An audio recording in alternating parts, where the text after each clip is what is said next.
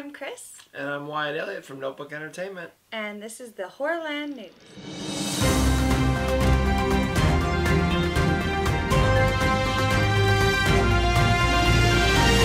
Alright, so we started Monday's episode with some Elvira news, so why not finish off the week with some Elvira news? We just want to say congratulations to Cassandra Peterson, also known as the Wonderful Elvira, for her new book release. Can't wait to read it. It's called Yours Cruelly, Elvira, and she kind of details her life in it and gives you some behind-the-scenes look at what it's like to be not only Cassandra, but Elvira. And she has also revealed her 19-year relationship with Teresa T. Weirson. So congrats on that, because 19 years is a long time, and I can't even imagine. It's a long time to be with someone.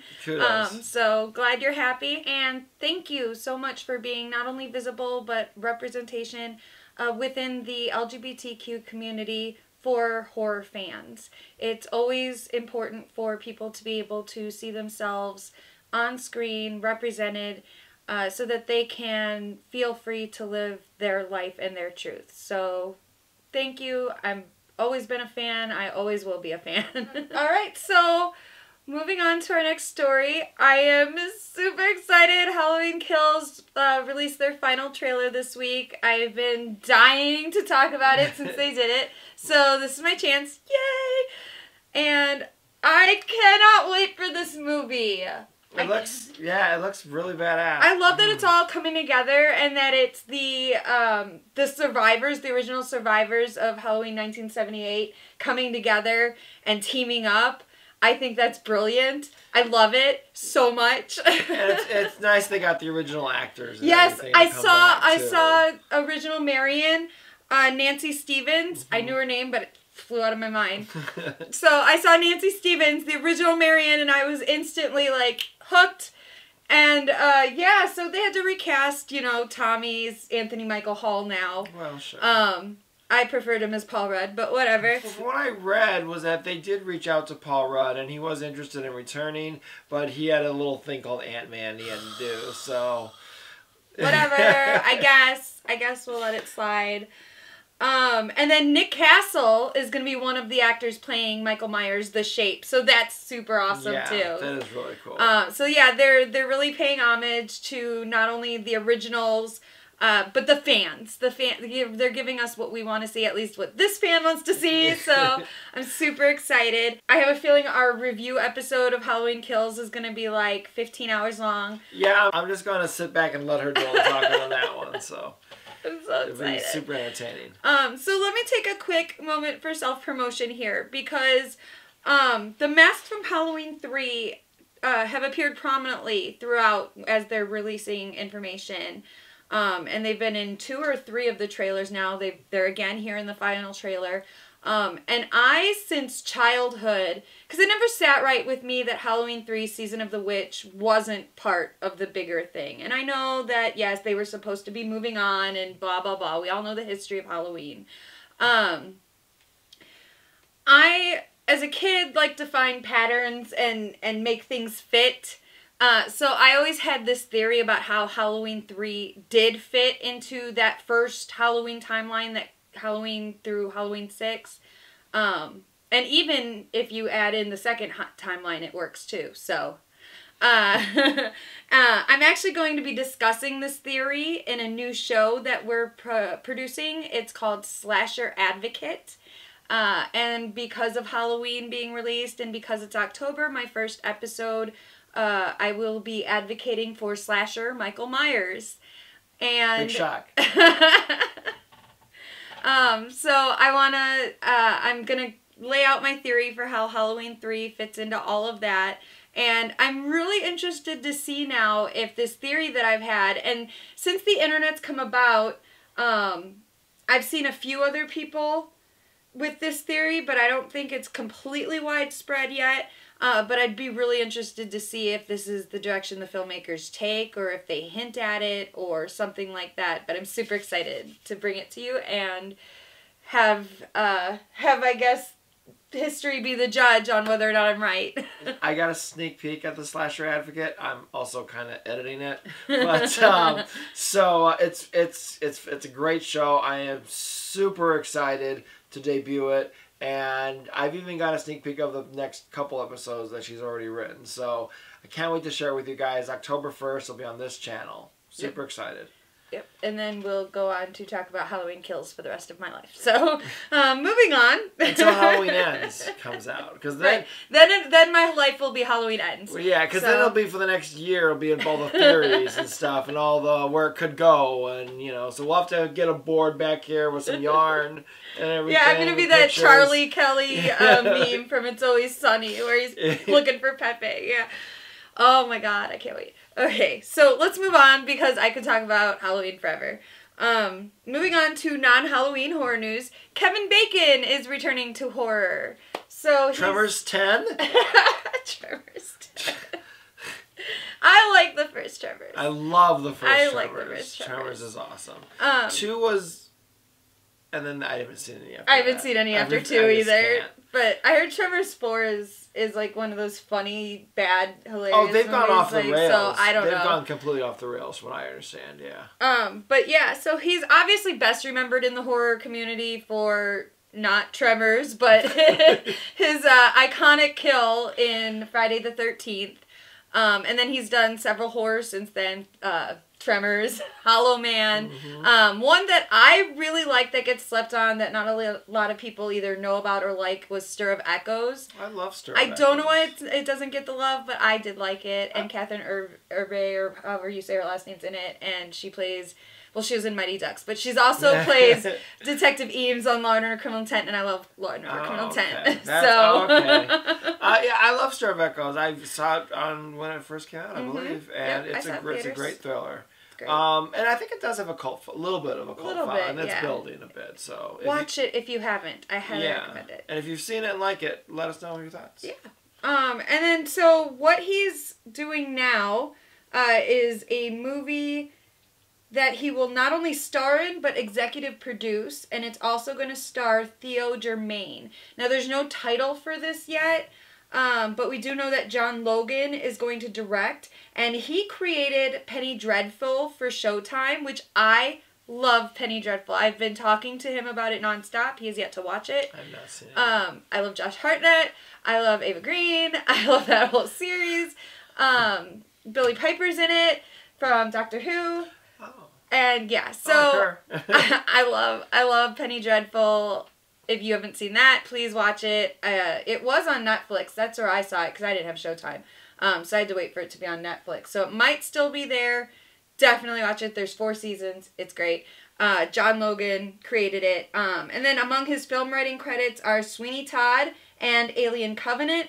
I like one of those much more than the other. I hate Alien Covenant. But I love Sweeney Todd. Yeah, I like Sweeney Todd. God, I wish... No, you know what? I'm just going to say it. Disrespect or not, I wish Ridley Scott would just release Alien from his grasp. I think he doesn't understand his own property anymore. It's gone from haunted house or in space, basically, to... I don't even know. It's gone to a big...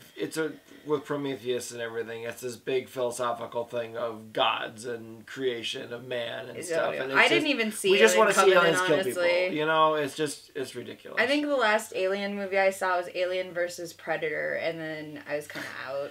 So I don't even know how many have been Disney, since then. say you own Alien now. Fix this. Alien's a Disney princess? Yeah, that's amazing. Yeah, yes, they are. So yeah, back to this. The Kevin Bacon movie, it's a Blumhouse movie, so that gives us kind of high hopes. Sure. You know, they're more hits than fails, I'd say, for sure. I love Blumhouse. And brief summary from the filmmakers said that it was, quote, a queer empowerment story set at a gay conversion camp, which scary. So well, that's a horror setting for you. Yeah, gay conversion camps, scary. I don't think we've seen that in anything that a horror that I've seen. Maybe an indie film. Like I feel possibly, like something's at the back of my mind, but not anything that comes. It sounds like a good setting for like a Get Out type scenario or something. You know, with I like it. Yeah, I don't know what direction they'll be going with it or what, but Blumhouse is, I think they're pretty progressive and open. So oh yeah, sure. I'm pretty sure the gay conversion people will be the bad guys. So with that, we're gonna go to our review this segment.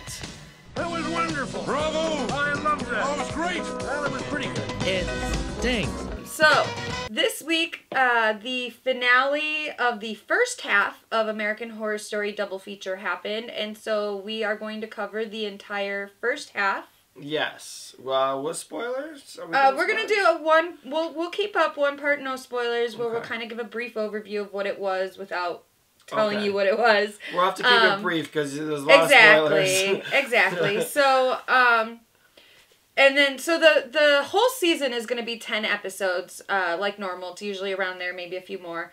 The first 6 episodes take up this first part. The first part is Red Tide. Mm-hmm. And it all takes place in Provincetown, Massachusetts. And I'm gonna say it gave me a very Stephen King vibe. Oh yeah, throughout. For sure. And mostly because what it is, it's a writer going to a small town. Yes, it's not Maine, but it is Massachusetts.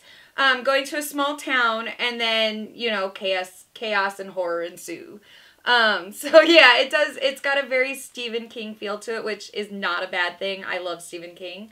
Yeah, I did for sure. Like almost kind of the town is very Salem's Lot, you know? Yeah, exactly. Feel to it. Definitely. Good call. So we've got a lot of our returning favorites from American Horror Story. Everybody has their favorite actors. Mine will always be Evan Peters. And he is once again back. He wasn't here for 1984. No. Which, loved 1984. If you didn't see that season, go watch it. Very slasher, campy. Yeah, I'd say 1984 and this one are two of my favorites of recent memory. Yeah, for recent seasons, for sure. So Evan Peters is playing Austin Summers. We've also got Sarah Paulson returning, Finn Whitcock, Lily Rabe, Frances Conroy, and then Leslie Grossman. She's kind of newer too, but welcome back. Billy Lord has a very small role, and she's been in the last few seasons. Adina Porter, the wonderful Dennis O'Hare. I love Dennis O'Hare so much. He will ever be Liz Taylor for me. So yeah, and then Angelica Ross as well. And then we've got newcomer Ryan Kiera Armstrong plays the younger daughter, Alma. Oh, yeah. This child is so talented. I don't know. Either she's the world's best child actress or she is actually a psychopath. Yeah, her eyes. Like, she does a lot of acting in just her eyes. And I don't know, what would you say? She's like 10? They say she's 9 in the show, 9? Okay. But who knows? But like, this girl's going places. Like, if you're looking to cast a little girl, creeped me out. I would assume she can do non-creepy as well. I assume, but why would you not put her in everything creepy? Right, this girl is amazing. Start like casting the Good Son remakes and the Omens and stuff. Exactly, she could definitely be in a remake of The Omen. Yeah, so for sure. She's that creepy. Ryan Kiera Armstrong. Remember that name, because that girl, fantastic. So, that's our non-spoiler, because we can't say literally anything else. I mean, we can say if you liked it or not. I did. I really liked it. I liked it too. Like, I really liked it. Not every season of AHS pulls me in. And not every episode is great. No. I would say I did. I liked every episode. This one and last year's 1984 really kept me in all the episodes. There's a lot of times in the middle it'll really slow down, and for me anyways, and I don't mean any disrespect. I know a lot of people like this show, and I do too. Love this show. But the last 2 seasons they've been really, I don't know if the pacing has been better or quicker or something, but I liked this one a lot. Yeah, I guess we'll have to go on to spoilers because everything is a spoiler.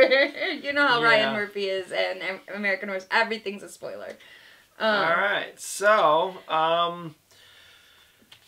so for spoilers, I mean, it's about vampires. Yep, well, is it though? Because my argument is, if they're able to stop taking... Now, here, there's a pill called Muse. And to the person who takes it, if you are talented, it will enhance your talent, but then you get a craving for blood, and you have to drink blood. If you are not talented, it basically, you still get the craving for blood, but the fact that you realize that you're so untalented drives you insane and turns you into a pale person. You lose all your hair, you become pale, you look very Nosferatu-like. Yeah, kind of zombie-ish. But my point is I don't think that's fully a vampire story, because you have the option to stop taking the pills and then you lose all the symptoms. You no longer have to drink the blood. You no longer... Well, did they ever really say that, though? Yeah, that's what they say. That's what Austin and Belle Noir... No, Austin and Belle Noir are two characters that we meet that have already taken the pill by the time we meet them. Mm-hmm. They're both writers, book writers, or I think he does plays. And she's a romance writer. And they're very famous in their world. Mm-hmm. And as they're telling Harry, who's played by Finn Whitcock, as they're telling him about the pill, they basically say, we take it here while we're in the winter so that we can write everything we need.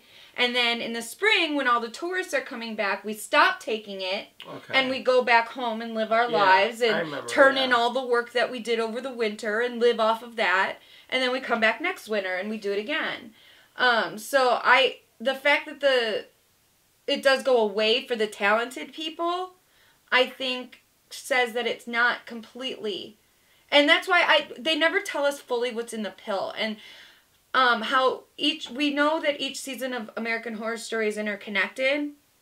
So I was waiting to see how this was going to tie back to maybe Hotel, because that's the last time we saw vampires, and I think perhaps the pills somehow use maybe the Countess's blood. Maybe that's going to be a reveal in the next half somehow, or even in a future season. A future season. That it's going to be revealed that these Muse pills contain the Countess's blood, or someone that we knew in Hotel's blood, you know? Yeah, because they don't ever really say even where the chemist comes from or anything. Well, she was a government. She worked for the military and the government, so... Okay, well, we'll scrap that then. All right. Okay, you pick up your next point. So basically, each episode builds off the last, which is what you want in a horror, and sometimes American Horror Story doesn't do that. Like, they'll leave you with questions in one episode, and then just the next episode you're like, wait, what? And just move on completely, and some things don't always get answered. But this episode, I think they did a good job this time building each episode. I think that's some of my frustration with some of the previous seasons. But yeah, I haven't noticed it with this one, the last one. I felt interested and excited to watch each episode as it came out. And I felt like each episode moved the story forward. Exactly. And it could also be because it's shorter and it's only 6 episodes. Maybe this is a new format they're testing out. I'm all for it. Yeah. And that's what's great about them is they don't lock themselves into anything. Every season can be something new. Mm-hmm. But so let's break this down episode by episode, and then we'll go from there. Okay. So Cape Fear, the Gardners moved to Provincetown for 3 months. Harry is played by Finn Whitcock, as I said, and he's looking to write a screenplay. And then his wife Doris, played by Lily Rabe, she's a million months pregnant. And she's there because if she does some interior decorating on the home, they'll get money off the rent or something like that. And her dream is to be an interior decorator. So far, I think that it only went as far as her Instagram account, her talents. Kind of what it sounded like. Yeah. And then their daughter, Alma, who's homeschooled and already a violin prodigy as far as my ears can tell. Right. Sounded good to me. Right. But apparently she doesn't think she's good. And this little Satan child, she wants to be the best. And her and Harry have that in common, where they feel like they're so talented and there's just something in their way. It's holding them back. And they're going to rule the world once they do. He's got writer's block. Bad writer's block. Yeah. And then Lily Rabe, or Doris, I just don't think she's very good at it. Because I looked at her designs and I was like, not how I would go, but okay. So while they're there, they get followed by this weird guy in a trench coat who we come to find out is one of the pale people.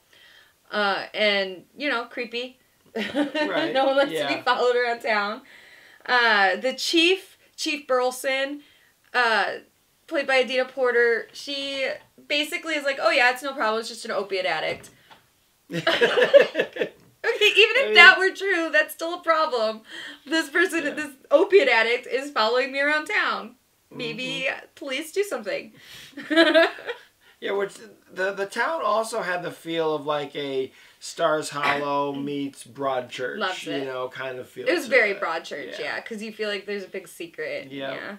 Very, very. So Harry winds up going to a bar and he meets Austin and Belle Noir, played wonderfully by Evan Peters and Frances Conroy, and I love them immediately as soon as they were introduced. Not just because of who they're played by, but these characters are so fun. I think we're introduced to them doing karaoke. Yeah, I believe so. And very camp. This is the camp they're part. such fun characters. They're just so over the top, but believable. Well, I think he really had a lot of fun with this part. Yeah. I think maybe that was his stipulation for doing it. So much drama in the past. This one was just, you could tell he was just eating up the scenery. Oh. Just fun. It was so fun. He had a blast. You can just see it. Belle Noir, again, she's a romance novel writer, and is so flamboyantly fabulous. Don't like her baby eating habit, but I guess that comes with the, with being a genius. I mean, okay, if we're going to go there right now, like, it doesn't come up till later in the series, but she does mention that babies are... No, I think it's the first episode. First or second episode, like, she has tuberculosis Karen, played by Sarah Paulson, steal a baby for her. Was that the first one? Yeah, it was it was really early in the series because she doesn't go after the Gardner baby until the end. Later, when she wants tuberculosis Karen to steal the Gardner baby, she's like, "No, I'm not doing that again." It's because she'd already done it before, and probably a few times before that. Oh, I'm sure. If we're just now finding out about it, exactly. So, so Belle Noir eats babies. Probably some of the other ones because they said it gives the best creation or creative.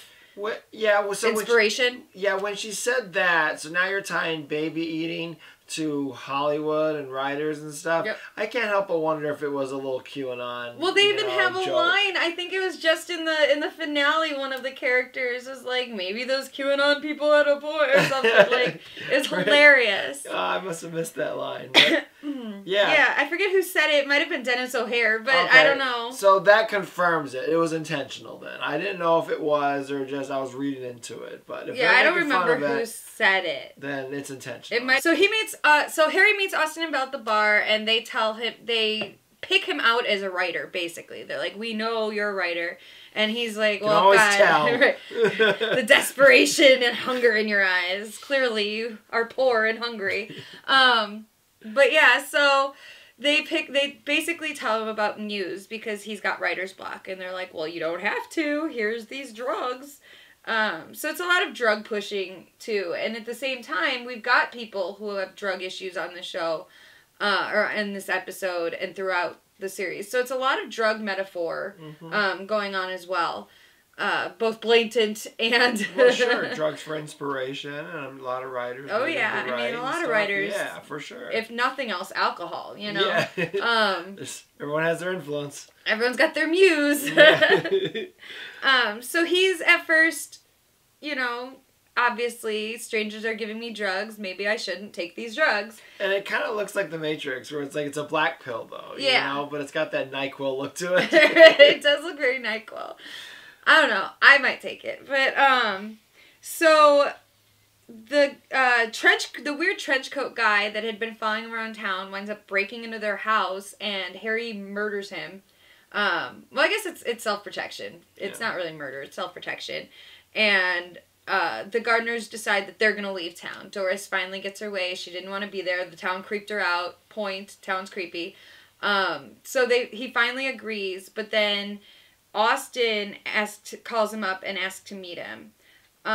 Gives him the bag of black pills and basically tempts him into taking one. So he goes back home And Ursula, his agent, calls. And she tells him pretty much either you're going to write something or don't bother coming home. You have no career.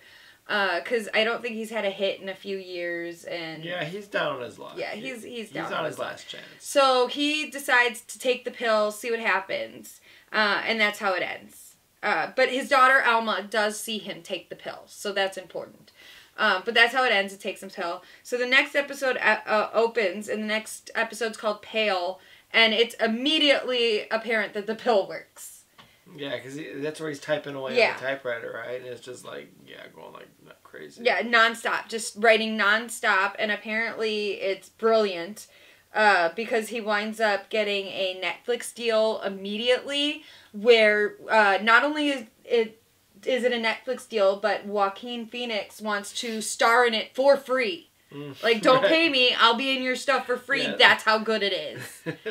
So, which is I have questions. Which is automatically like writer porn right there. Right. You know, that's what it's a writer's dream of. Right. You know, is to be that good. You know. We'll act in your stuff for free because it's just so good. So Harry develops a taste for blood, much to his surprise, because Austin did not prepare him for that part of the pill. And side effects. Right. And Doris cuts her finger and he winds up like sucking on her finger. And that's at the point where he's like, okay, I have a couple questions. And I'm like, shouldn't you have had those questions before you took that pill? Right. Yeah. To each their own, I guess. So that's where Austin tells him what the pill does. Talented people will be prolific in their art. Whereas untalented people will wither away and become bottom feeders, basically. Angry at the world for not being talented. Again, writer porn. Exactly. Yeah, I felt a little dirty. I'm a writer, so I felt a little dirty watching this because I was like, oh, these writers. Talentless hacks. No, talented hacks. No, it's, as a writer, I would probably want to take the pill. I would be tempted. Even if you knew the side effects? Even if I knew the side effects, because fuck them people. But no. But it's, I don't know. I'm not sure my conscience could live with it. And Harry, ultimately his conscience couldn't entirely live with it. Not that it mattered. Spoiler alert. Again, like I said, the whole thing, like I said, writer porn, because, that is the whole, every writer also has to fight their ego. Yes. And this allows them to have the talent the size of their egos. Exactly. And so obviously every writer can relate to this. Yeah, I think it would make all of us stop and pause and be like, well, maybe. Yeah, I think most writers, and you know what, hey, I dabble. I might just take it, especially when I'm having my moments of like, well, I have this great idea, but I don't know where to take it, how to start it. Right. And this would do it. So, yeah, I would probably try it. And the pill's not just for writers. It works for anybody. All talent, if you think that you are talented in anything, this is supposed to enhance that talent. And I guess answer once and for all if you're right. If you're right. So do you take that chance? Am I talented enough to survive the pill, or am I going to be fucked? So, two characters that I've mentioned Karen already, but two characters that I love that we haven't really gotten to yet are Mickey and Karen, tuberculosis Karen. So this is the second time that Sarah Paulson's played a character like that. In Hotel, she played hypodermic Sally. Yeah, she did. Well, she's got to branch out. She's can't. I love it. After 10 seasons, you got to keep it interesting. So tuberculosis Karen is an artist. She paints pictures, and I think they're fine. They're not anything special, but they look okay. Mickey is played by Macaulay Culkin, and he's a male prostitute who services both men and women, as far as I can tell. And he also prostitutes himself out to, like, Belle Noir, where they don't have sex, I don't think. I think she just, like, feeds on him. Yeah, I think so. As far as I can tell, that's their arrangement. Seems like it, yeah. So he's all over prostitute. So, but he's hustling. He's in love with Karen, and he wants to take the pills, but Karen doesn't. She's terrified of becoming one of the pale people. Or she's terrified of becoming the other monster where you are successful, but at the expense of other people and having to kill other people. So she doesn't want that at all. And Mickey's like, I'll take the chance. Like, he's willing. And he ends up being talented. Yeah. Well, yeah, what happens is he steals a pill from Belle Noir after their bite canoodle. And so that's when he's telling her, and Karen, throws the bag. She doesn't want any part of it, but he does, so he takes one in front of Karen. And that's really him in this episode. Alma, this evil child. Now, she is a very cold child, too, because her mother, maybe her mom's not talented, but she treats her mother like garbage. Like, this kid's a sociopath, I'm telling you. She believes that if you are not talented, you are not worth life. And it's a very young age to have that very cynical view. I'm guessing it comes from her dad. And basically she tells her mom throughout this whole series to her face that she's not talented, that she is not up to par with herself and her father, and that both her and Harry would be better without her. Like, I don't know how Doris didn't slap a bitch, but that child would have been grounded until her 18th birthday. I swear to God, if she had talked to me that way. Well, yeah. So she steals one of Harry's pills, insults her mother, and then secretly takes the pill, and then goes for a walk. Now, Doris did ground her, so I will say that, but Harry, being the fantastic father that he is, lets his 9-year-old daughter who's grounded go for a walk around town where there are crazy people attacking them, She's fine. Oh my God. So, Doris rightfully is like, you let our 9-year-old daughter go wander around town, and runs out to go find her. Finds her in a graveyard eating an animal. So, not every mother's best dream for their child. And that's where the episode ends. So episode 3 is called Thirst. And that's when Ursula arrives in the area. And she is played by Leslie Grossman. And she's another over-the-top character that I kind of love. Like, her evil coldness works, whereas Alma's, because I think she's a child, is creepy. It's creepy. Yeah, it's like, that's not natural. But how evil this child is. It's unnatural evil. That's why I said either this child is the greatest actress alive, or she is really a psychopath. She had me convinced. So Ursula is questioning how Harry got all of this work done, and is getting all of these Hollywood deals all over the place. I mean, she's getting him the deals, but she doesn't understand how he's writing this brilliant work, and he won't tell her. She goes to the bar, sees Belle and Austin karaokeing, and basically insults them. It was fantastic. She leaves, and Mickey comes running after her because he's heard she's in town. And he's been writing furiously since he took the pill. And since he hasn't turned into a pale person, clearly he's talented. So he gives his work to Ursula, and she reads it, and she's like, bullshit, you're this talented. How are you doing this? And finally, like, bullies him into admitting how it's happening. He took the pill. Yep, I took the pill. Spoiler alert, he took the pill. So Belle and Austin wind up finding that Alma took the pill, and they basically kidnap Harry and hold him up at gunpoint and tell him that's wrong. They're right. A 9-year-old taking these pills is wrong. Yeah, they've been properly tested. They have been FDA approved. And you don't know how this is going to affect her growing. I mean, thinking Interview with the Vampire, yeah. Kirsten Dunst is a child forever once she's bitten. Are these pills going to have that same property? Belle and Austin have been taking these for years. We don't know how old they are. Yeah, but they don't look like they've aged. True, but to be fair, the child took them herself. Oh yeah, nobody gave them to her. She stole them because she's evil. Yeah. And she wants to be the best. Right. She's very determined to be the best at all costs. Literally at all costs. So they tell him, stop. But he doesn't, and he keeps bringing her thermoses of blood, as a good father would, I suppose. And she's playing the violin brilliantly, of course. Right. And I don't know, it doesn't sound any different from when she was playing it in the first episode to me, but... She's able to play it longer. Faster. I don't know. There's this one piece that she's trying to master, and that's what her goal is, to master this difficult piece. Mm-hmm. Belle winds up ordering Mickey to kill Ursula once she finds out that Mickey told Ursula about the pills, and Ursula's big plan is she wants to mass market these pills. She wants to take them back to Hollywood, and she wants to give them to all her clients and get these pills out there on the market so that she can have clients and make money selling them. Probably not a great idea. I mean, for her, it's a great idea. For her, it works out great. Financially, I mean, it's a genius idea.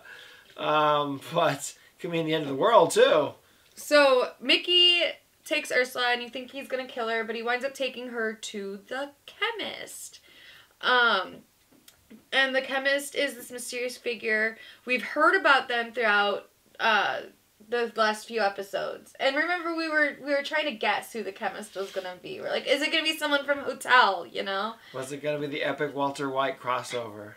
It was not. It was not. So the chemist orders Belle and Austin, because too many people now know about these pills that shouldn't. And mass producing them is not something the chemist is currently interested in.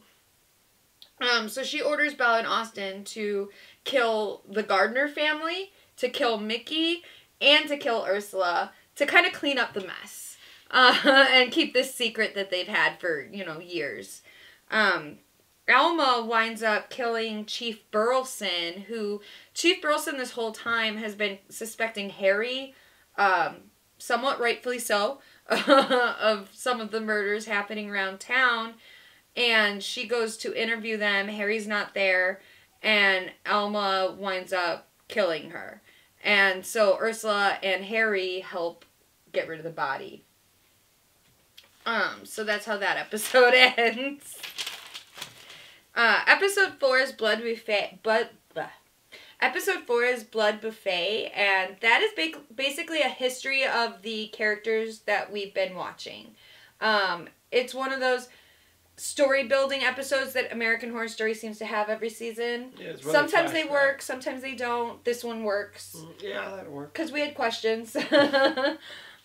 So yeah, we basically learned the history of the chemist and how she was working for the military, developing different things, and she moved to Provincetown to test the pill. Mickey's friend Vlad winds up taking the pill, and he's, I think, a musician, and he wanted to be better. Oh, yeah. That guy, yeah. Vlad, which is right on the nose, name.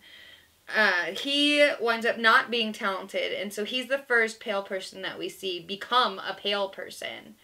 And he comes back to the chemist, his hair all falling out, and she's like, no, the pills aren't going to help you, dude. You're not talented. Sorry. Get out.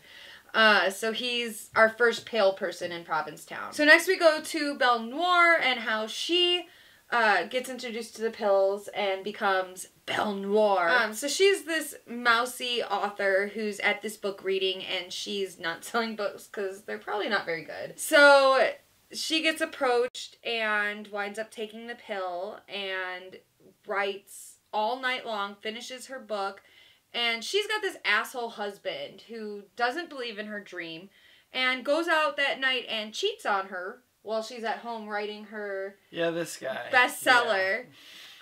Cheats on her, comes home, tells her he cheated on her. Mm-hmm. Yeah, you really feel sorry for her at this point. Like, we did it before.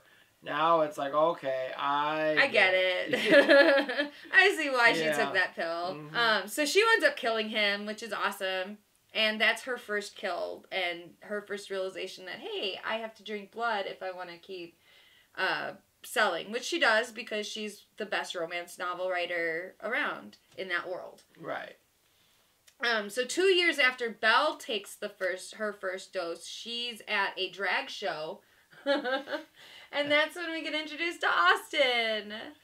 Yeah, and he's full drag. He's Yep. a full drag character, and I don't remember, would you remember what his drag name was? I don't. It was not a good one, but I. No, that was kind of the joke, was that he wasn't good at it. He was not a good drag queen. Loved seeing him in drag, but he got bullied by this other group of drag queens. Yeah, he wasn't supposed to be good. So he gets bullied by these drag queens who are kind of mean. Belle Noir approaches him after his bad performance and tells him that she knows a way that he can be who he really is, because she says, this isn't who you are. I recognize who you are. You're a writer. Let's make you who you are. So he takes the pill, and they wind up going to kill all the other drag queens who are making fun of him. One of them gets away, and Vlad winds up killing that one. So that's Pale Man's first kill, as far as we know, I guess. So that's that whole episode. It's the background of the chemist, Belle Noir, and Austin. Very entertaining. Loved it. Evan Peters and drag. Fantastic. We'll never say no to that. So then we move on to Gaslight, which is my most frustrating episode. It's the 5th episode, and it is aptly titled, because this poor woman, Doris, is gaslit through this whole episode. It's frustrating, because you see them lying to her, and the audience sees both. They see what they did and that they're lying to her, and right. Yeah, so it's very frustrating. Right. So she's had the baby. Because I think seeing Alma with the animal, if I remember correctly, put her in danger or something.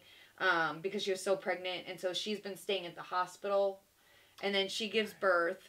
And they bring her home, and they keep her drugged up, because they don't want her to realize what's going on in the house. And last she knew, she was in the hospital, and he was going home to pack up Alma and move them all back home to New York. So did they keep her drugged up, I guess, so she doesn't realize she's in Provincetown? Or she doesn't care she's in Provincetown? I think it's the first. She winds up waking up and seeing Alma eating the baby, basically. Sucking on his ankle or something. Yeah, sucking on his ankle for blood, because baby blood is the best creative juice. Apparently. Yeah, apparently. Allegedly, Allegedly, please don't go drink baby blood. Don't try this at home. Don't try this at home. Switch to a dark place. Right. So they basically lied to Doris and tell her that she was just having a nightmare. And she's like, no, I know what I saw. I'm like, no, you're crazy. It was a nightmare. Like, lay down. You're overwhelmed. But which was frustrating, because the first thing I would have done was check the baby's leg. She doesn't do that till the next day or 2 days. Yeah. But to be fair, the woman's being drugged. She just had birth. She's still walking, weird. So clearly she's just had birth. Okay, sure. All right. I guess I'll let it slide then. But what they do that frustrates me so much is they try to blame what she's feeling on postpartum depression. And there's a lot of women who legitimately go through postpartum depression. So to be gaslit with that as a woman, I think upset me. Because it's something that happens, it's your hormones. Oh, you must be on your period. Oh, no, bitch, I saw what I saw. I feel what I feel. So it's a very frustrating episode as a woman, because you're like, punch him, Doris, just punch him and leave. Take the baby and leave. But that's what makes good drama, man. Yeah. Make you feel whatever emotion it makes, it works. Well, the problem is Doris also has her evil child Alma preying on her and constantly I love you, mommy. She flipped. So at first, before she had the baby, Alma was telling her, you're not talented, we don't need you, you suck. And now that she's had the baby and they're trying to gaslight her, it's like, mommy, I love you, mommy, don't you want to be like me and daddy? We can all be together. You're so talented, mommy. This pill's gonna help you, mommy. Yeah, this girl is a manipulative little... Oh my God. She is evil. She's evil incarnate. This is what I always afraid of when I think about I'm never having kids. That's what I always think about. You don't know. They could be evil. They could murder you later. Dogs and cats, never kids. I'm never having kids.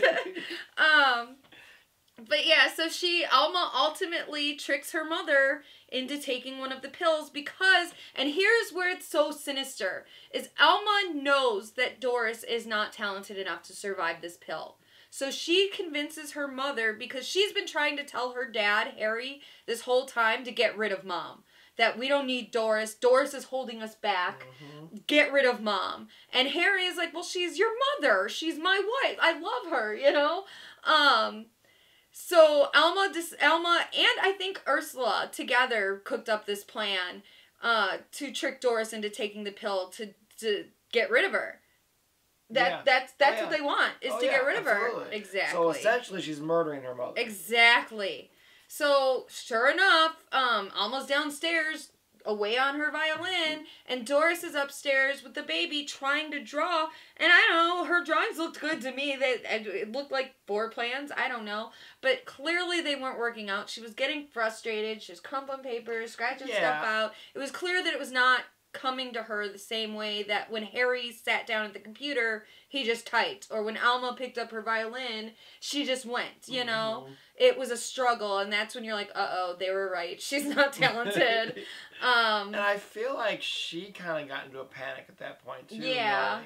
You can kind of see her realizing, oh, shit, I fucked up. I ain't talented. Yeah, I'm not talented. So Harry goes to check on her or whatever, she wakes up, and you can tell that she's, like, hungry for blood.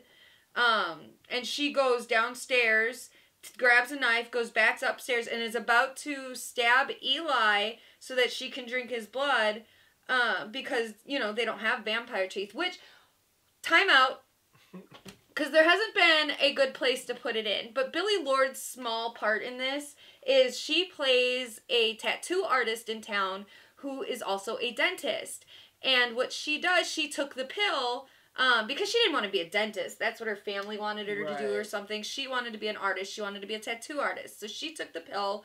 Best tattoo artist in the world now. She's talented. And what she does is she lives there and she fixes the teeth of people who took the pill and files them down into points for them, and then makes them falsies to wear over the points so that they look like normal teeth. Mm-hmm. So that's what her business is. So because Doris is brand new and is going to be a pale person, and they don't make the teeth for the pale people, she has to kill in order to get to the blood.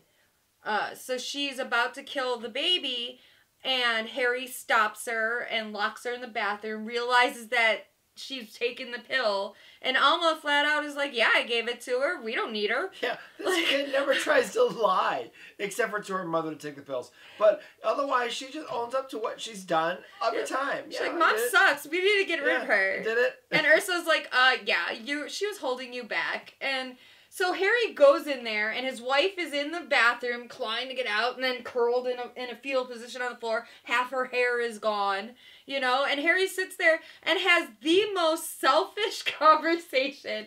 And he's basically like, I thought that I needed to be this family man because then I would at least have that even if I weren't famous. But now that I'm famous, like, I don't need to be a family man. So they're right. I've outgrown you and I don't need you. And oh my God, I was like, dude, shoot yourself. I feel like in that scene, that's something he's been wanting to tell her for years, probably. And now, one, because he's cocky enough because he's got the talent. Right. And two, because she can't talk back. She can't fight back. She can't defend herself. He can just say everything he wants to say to her and... uninterrupted. Yeah.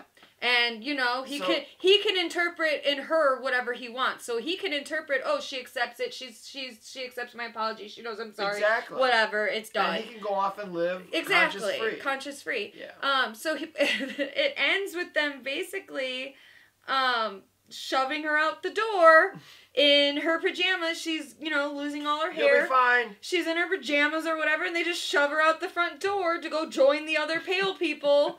Like they're setting a stray dog free or something. Like, kid, that was your mother. And no cares of her after that. Nope. You know? Nope. Later, they're walking down the street or whatever. I don't know if it's Alma and Harry or Alma and Ursula, but they're walking down the street and they see Doris in the graveyard. And this is the last time we see Doris. So Doris sees them, and we can't tell from her face whether or not she recognized them. Maybe a little bit of her still did, but they just keep walking and call her a name or something. It's very disrespectful. And then the other storyline in this episode, Bella orders Karen, this is where she orders Karen to steal the Gardner baby, Eli. And Karen just, she doesn't want to do it. She's over the evil, she's over the pills, she's over everything. She goes to Mickey and asks him to help her steal the baby, yes, but to get it away not only from Belle, not only to get it away from Belle, but to get it away from Harry and Alma, too, because who knows. So she thinks protecting the baby, she and Mickey can take it and raise it somewhere. She's like, I'll get clean, I won't do the drugs anymore, you can stop doing the pills, and we'll make a go at life, you know? Happily ever after. Right, but Mickey doesn't want to stop taking the pills, and he wants Karen to take them too. So when stealing the baby goes wrong, they get out into the street and all the pale people are there. And this is where Mickey kind of gaslights or throws Karen under the bus. Because the thing about the pale people is they won't hurt the talented people or the people who are on the pill. They instinctively like back away from them. They'll only attack people who aren't on the pill. So Karen knows that as long as she's with Mickey, she won't get attacked. But Mickey basically puts a pill in her hand and tells her she has to save herself. And then walks away. So even though Karen has told him throughout this entire series that she does not want this pill, he basically makes it so she has no other choice but to take it or be killed by the pale people. So she, last minute, decides to take the pill, and the pale people back off instantly. And she meets up with Mickey, and basically, you know, he's like, I'm in love with you, and she's like, yeah, I love you, and then she cuts his throat. And I'm like, yes, good for you, Karen, because that was a betrayal. That was bullshit. Yeah, that's a betrayal you can't look away from, you can't get over. It was very justified scene. Yeah, know? Very poetic. And the most poetic thing about her is Karen, the reason Karen never wanted to take the pill is because she never cared whether or not she was good at her art. Yes, she wanted to sell it. Yes, she would have loved to have been a prolific artist. But in the end, she didn't really care. And so the last we see of Karen, she kills Mickey and then instantly, and feeds on him, and instantly sits down and starts painting. And then she gets up and walks towards the ocean, slits her wrists, and then walks into the ocean. And that's the end of Karen. And they never show us her painting, which I think is good, because we don't want to, I like not knowing whether or not she was good, whether or not she would have turned into a pale person or been successful. Because to her character, she didn't care. Yeah, and I think that's, I've always liked endings like that, where it's left up to the audience to kind of decide what happened to her. And in this case, I'd like to think that she was talented, but it wasn't up to her. Yep, and she didn't care. That's the beautiful thing, and she didn't care. She just wanted to make art. She didn't care. She just had fun doing it. And right. That's okay. That's totally okay. Absolutely. You don't not everything you love has to be profitable to you. Right. And that's what's happened in this world, I think. And that's where I think that's what Karen's character is a commentary on, sort of, is that you can just love your art to love your art. You don't have to make it your business. You don't have to make it profitable. You don't have to make every hobby into how can I turn this into money. Because it's very hard. It's extremely hard. Right. Everyone needs like 5 jobs now, and you know, if you want to do something you love, you kind of have to turn it into a profit, because otherwise you don't have time to do what you love. So it's I think it's a very good commentary on I like, you know, her whole gig economy. Her story arc, her character was really kind of the heart and soul of it, because everybody else, like at the end, I won't go there yet, but we're kind of like, who do we even root for here? I have no idea. Right. When it comes down to the final showdown, it's like, I don't know which team I'm on. Yeah. It's not clear cut, which is also fine. Yeah. And that's life. And that's good storytelling. Yes. So yeah, that brings us right into the finale of the first half, episode 6, Winter Kills. And it does. It comes down to basically a showdown between Harry, Alma, and Ursula versus the chemist, Belle, and Austin. And when it comes down to that, it's like, okay, which team do I want to win here? Yeah, I mean, they all obviously have selfish motivations. They're all bad people. Yeah, they've all done horrible things. They're all extremely selfish. They're also... Right. Yeah, who do you root for? But it was still entertaining. It was. It wasn't frustrating or anything. It wasn't one of those like, oh, I hate this. I don't even know who to root for. It's like, oh my god, who do I root for? It's just they're all bad people, but I can't stop watching. So this episode actually begins really funny to me anyway. In a homeowners association meeting or something. And Dennis O'Hare is there. He plays this character Holden, and he's been sporadically throughout. And they're the townspeople, so they know what's going on, and they're keeping it going because it gives them mystery in the winter and then brings in the tourist dollars in the summer. So they're fine, except that this winter has gotten messy. So the Dennis O'Hare character, the homeowners association, it's funny and everything, but the main point of that is a police officer comes in, played by Coach Beast from Glee, and she basically is like, hey, we found Chief's body in the river. You guys gonna care about that at all? And they're like, nope, we don't care. Maybe she was hit by a boat. And she's like, okay, what about all these other murders that match the Chief's who happened inland? Was that sharks and boats too? And they're like, bitch, maybe, I don't know. So, with the cops breathing down their necks now that the new chief has been killed, Dennis O'Hare's character, Holden, goes to Belle and Austin and the chemist and is like, clean up this mess. We can't have this. So clean it up, or we're going to basically make your life a living hell through the Homeowners Association. We're going to declare all of your homes historical landmarks so you can't even change a light bulb without 6 months of paperwork, you know. Oh, it's so hilarious. I don't know why they didn't just slit his throat and eat him, but whatever. It was great. The power of the Homeowners Association. All powerful.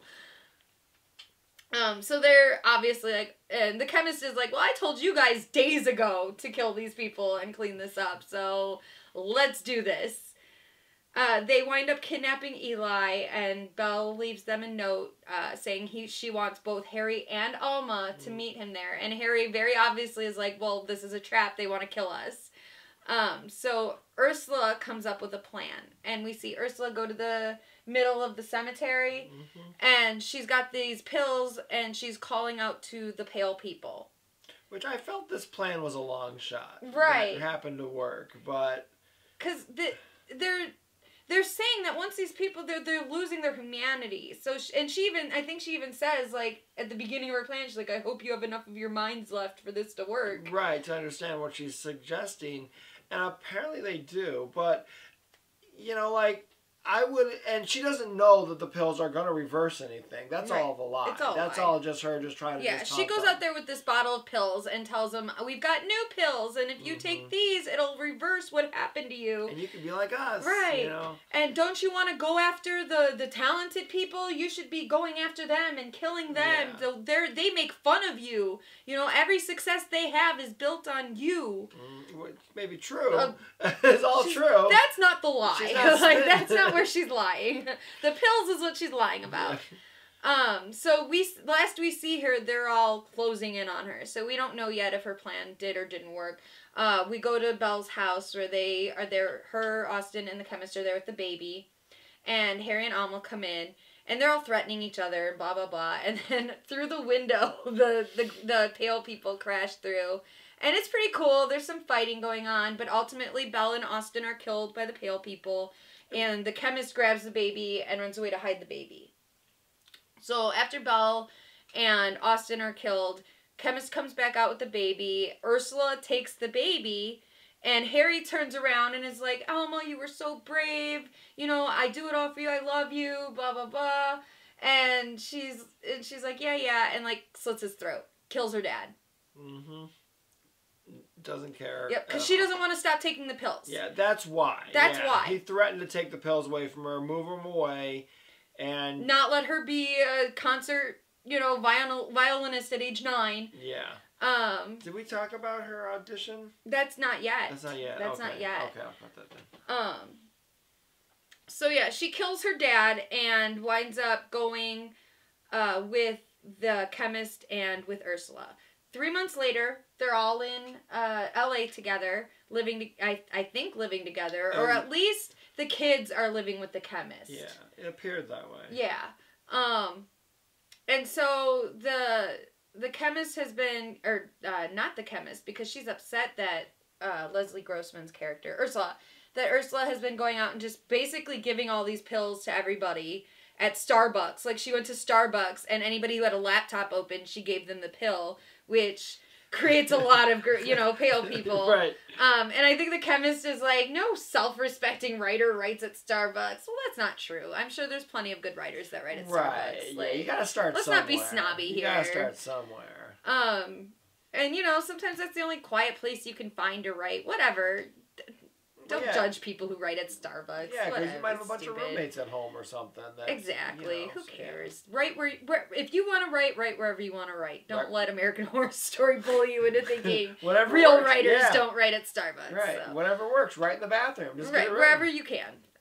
So yeah, they're kind of snobby about it, but in their world, they're right, and a lot of pale people are now running around, and the chemist is like, drawing attention. But she apparently is still getting contracts from the military to make these pills. So that's why she's like, I'm not going to get caught because the military's not going to give me up because of some stupid, murders, whatever. Right. And what we find out is it opens on what we think. The very first scene in LA opens on what we first thought was like a movie set about what just happened. Like they had taken Harry's script and made it into a movie or something. But it turns out it's real. And it's this cop who's been turned into a pale person just starts attacking random people until another cop car pulls up and they have to shoot their fellow officer. Come to find out, the chemist has been purposely finding the bad apples in the police department and slipping them the pill so that they will become the pale people and that their fellow officers will have to kill them. So this is how she's giving back to her community, basically, is by getting rid of the bad police officers. I like the twist. I'm not against that. Yeah, I liked the twist. I thought that was cool. Right. Actually. And it didn't feel too heavy-handed. No. She specifically said the cops that had there was a list, a bad apple list. Yeah, they had priors. Specifically had been, it was proven that they had done bad things, that they had. These were bad apples that got off the hook. Exactly. So it wasn't anything, I heard rumors. She did her research to find out who the bad apples in the department were. And was taking them out for them, basically, or forcing them to take them out. Right, in a very poetic which is great. Way. Yeah, exactly. So that part was great. Yeah, so I'm all for that. So then we go to Alma, and she's auditioning to be part of the symphony. First chair. Yeah, first violin chair at the LA Symphony, and her only competition is this slightly older guy. He's like 19. Yeah. Another child prodigy, and she's basically tells him, like, I'm better than you, and he's like, well, I'm sure you think that, and she's like, no, it's true, I'm better than you. Well, and because the person that they're auditioning for steps out so they can go make a decision, and she says, it's going to be a very hard decision, it's the two of you, but we need to take a step away, almost felt like a Hell's Kitchen reality show thing. And they go step away, and while they're in the office together alone is when she turns to him and says, I'm better than you. Right. And so dead fit. And he's like, what? Right. He's like, you're an interesting one. Yeah. But he basically lays down some facts for her and is like, look, if you get, you may be the best. You may be excellent, but that's why you're not getting this job. Because you are an attraction. You're going to pull attention away from the rest of the symphony. People are going to come to see you. They're going to get mad if you're not featured. They're not going to be able to play any pieces that don't have violin solos. Which is a very good point that I hadn't thought of. Right, which Alma may not have thought of either, because she gives him one of her evil glare downs. And then next thing we know, they're coming back in to get them, and the woman's like, "Where's this guy?" And Alma very sweetly looks at her, and she's like, "He said he was going to go out for a cigarette." So they go outside, and his body's there with his throat ripped out. By the dumpster or something. And you go back to Alma, and she's just picked up a candy bar, and she's just sitting there eating it, all proud of herself. Which he was eating prior. It was his snack. She just takes that like it's, Yep, and that's the last we see of Alma. So we don't know if she gets accused of murdering this kid or if she gets first chair or what goes on, but that's the last we see of Alma. It looked like he had bite marks on his neck. So. Oh, yeah, she definitely, ripped his throat out. Yeah. But she did it so cleanly, because I said before she attacked him, I'm like, I know he's going to die, but how is she going to clean up? Well, remember, okay, so she kills her dad.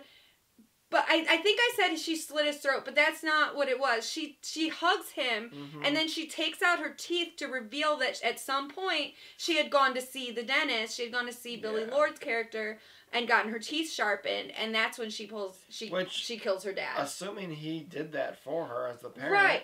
And unless Ursula did it. Ursula probably did it, because Ursula has been, plotting with her to get rid of her parents. That makes sense. But that's another thing about how cold this child is. She's sitting there feasting on her father's, corpse as the chemist and Ursula are talking, and she turns and looks at them because they're watching her eat her dad, and she's like, "Do you mind? I don't like being watched when I'm eating."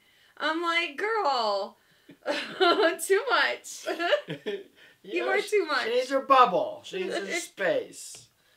So it ends with Ursula has gone to this writing symposium or whatever, which this guy is leading, and she gets up there and begins telling all these promising young writers in the audience that the pill is the only answer. And the guy comes up and he's like, whoa, wait a minute, I didn't know we were going to be handing out drugs here. Like, this isn't what I signed up for. All the students or the people at the show have them under their seat. It's like an Oprah show. Right. You get a pill, you get a pill, everybody gets a pill. Everybody gets a pill. Because she's trying to just create as many clients for herself as she can. So the guy comes up and she's like, "Bitch, have you even sold a screenplay?" He's like, "One." She's like, "Oh yeah, back in 1982, some Orion Sylvester picture." And I'm like, she damn. She says like 1987 or 88, an Orion Stallone picture, and immediately I thought, over the top? Like, I think it was a slam it over the top. What's the one with his mom, the don't shoot? Stop or Mom will shoot. But that was like 91, so I don't think they're referencing that. But yeah, that was a funny line. That was like a mic drop. So the kids, the writers all, of course, take the pill, and then next scene is them all attacking people out on the street because, I mean, the chances of there being a lot of talented people at one of these is, everybody wants to be a writer. We can't all do it. I know I'm probably not going to go, I'm not the next Stephen King. I'm going to try, but I'm not the next Stephen King. But we all have that hope, Yeah, and that's what they're feeding on is the hope of these people. So as everybody's attacking each other in the street, in one single car is the chemist, and in the car seat behind her is Eli. And she calls herself Mommy, so clearly she's decided to adopt Eli. And as, Leslie Grossman's character, Ursula, is doing a voiceover, basically talking about talent isn't for everybody, and not everyone can handle talent, and, basically an overview of the themes of the season. And the chemist, looks over her shoulder and says, "Don't worry, Mommy, or baby, Mommy's gonna take us to a new place. We're gonna start over, and I'm gonna start making new pills. Maybe this time the ones that'll make us live forever." And then she drives off with the baby, and that's how the first half ends. So there you have it. Again, I really liked this season a lot. Each episode, I felt moved the story along. Yes. You learned more. You're invested in the characters, even though there wasn't a lot of good people. There wasn't a great character. Yeah, they're not good people, but they're good characters. And it doesn't wrap everything up, but that's fine because one, that's life, and two, it's American Horror Story. Yeah. It could come back in this 3 seasons from now. Yeah, so. Who knows? And who knows, the next season, or not the next season, but the next part of Double Feature is called Death Valley, and it clearly has to do with aliens, and it looks like it takes place both in the past and the present, maybe, with the black and white. But it could all somehow tie back into this, too. Who knows? Like, these pills could... Maybe that's where she started, was working with aliens and the chemist. And then, you know, who knows? That's the beauty of American Horror Story. But I kind of like this new format, honestly. Yes. Like, I figure this way they can tell stories quicker without having to draw it out and have, we got to fill 10 episodes or whatnot. Maybe not all stories require 10 episodes. I agree. I think some of the seasons suffered from having too many episodes. But I think maybe from now on doing double feature, because it does seem to benefit shorter story time, because they don't have to have all that extra stuff to fill time. And only time will tell. We got to see the second half and see if it really pays off or not. But which my hopes for the second half are that it ties somehow to Asylum, because that's the last time we saw aliens in AHS. And I loved the Asylum season. I really did. Yeah, I liked it too. So I would like to see that tied back somehow. All right, so before we go, I know you're not prepared for this, but I'm going to ask you to maybe count down your favorite seasons. What order do you like them? What order would I put them in? Yeah, what order do you like them? I think Freak Show is my ultimate favorite. Okay. And then it would have to be 84. Good. Coven. Mr. Jingles. Coven. Asylum. Okay. Oh, that's where it gets hard. I did like Apocalypse. Oh, would you put that at 5? I think I would. Okay, Apocalypse. Then Hotel. No, you know what? Go back to 5 will be this for now, because I did like the first half of this. Okay. So we'll put this. It could move up. 5 be double feature. Once it's all done, it could move up in the ranking. Or down. For right now. Or down. Or down. But right now we'll put it at 5. And then, what did I say? Then you said Apocalypse. Apocalypse, then Hotel. Then Murder House, then Roanoke. Okay. So you like Roanoke at least? I think so, yeah. Okay, I'm kind of surprised by that. I liked Roanoke a lot. Like, I'm kind of surprised by I am too, because you know I like that true crime stuff. I know. I am genuinely surprised right now. I didn't expect that. But that's the answers. I don't want her to change it. Maybe next week. Or, well, no, not next week. What is it, 4 weeks? 4 episodes. So the next, it'll be 4 episodes. So I think at the end, in about 4 weeks or so, when the double feature ends, we'll review that. And we can ask her again and see if it changes or not. All right, guys. Thank you so much for watching our review and the news and stuff. And thank you for tuning in each week. We appreciate all of you and following us on Twitter as well. So thank you, guys. It means a lot to us because we love movies. Yep. Good night and good fight. Bye. I said movies instead of horror. Hello, my baby. Hello, my honey. Hello, my ragtime gal. Send me a kiss, my wine. Baby, my heart's on fire.